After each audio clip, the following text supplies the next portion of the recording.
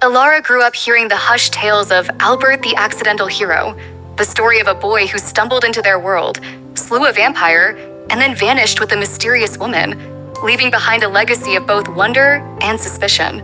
The elders spoke of him with reverence and fear, a boy who dared to love what they considered monstrous. Elara, however, was intrigued, not by the heroics, but by the unspoken parts of the story, the part about the woman.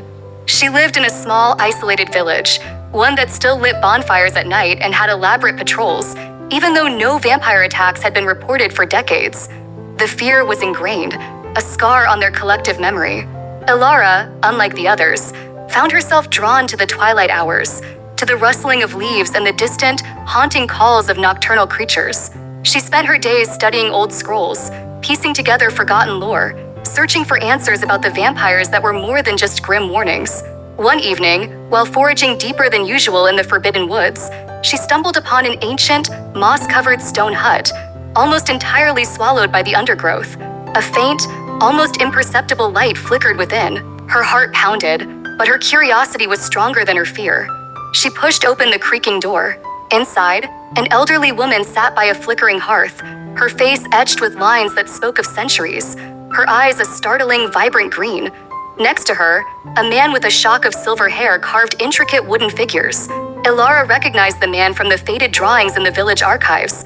It was Albert, aged but unmistakably him. And the woman? Her dark, luminous eyes held the same depth as the tales described. Albert looked up, his expression unreadable, but it was the woman who spoke, her voice like rustling silk. "You are not afraid, child?" Elara, finding her voice, replied, "I wanted to understand." And so, Elara became their silent visitor. She listened as they spoke, not of bloodlust and fear, but of balance, of the ancient pacts between their kind and nature, of the delicate threads that held their world together before human fear tore them apart.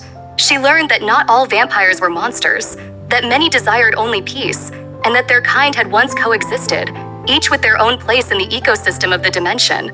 Albert, now a guardian of this forgotten wisdom, showed her how to read the language of the forest, how to understand the subtle shifts in energy that signaled both danger and serenity. But the village's fear still simmered, and one day, a frantic patrol stumbled too close to the hut. Misunderstanding the peaceful gathering, they attacked, believing they had found a hidden nest of evil. Albert and the woman, despite their power, refused to retaliate, choosing instead to protect Elara, to show that violence was not the answer. Albert stood between Elara and an enraged villager, taking a blow meant for her. The woman, instead of lashing out, enveloped them both in a shimmering shield of energy, a silent plea for understanding. Elara watched in horror, realizing that the true monsters weren't always those with fangs, but those blinded by inherited hatred. She stepped forward, standing between her people and the peaceful beings who had shared their wisdom with her. "They mean us no harm," she cried, her voice echoing through the trees. "They are not the enemy you believe them to be."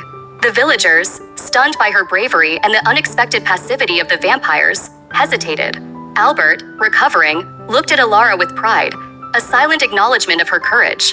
The woman smiled, a gentle, knowing smile that encompassed all the hope and sorrow of their long existence. In that moment, Elara understood that the greatest heroism wasn't just about fighting, but about bridging divides, about challenging old narratives, and about opening eyes to new truths.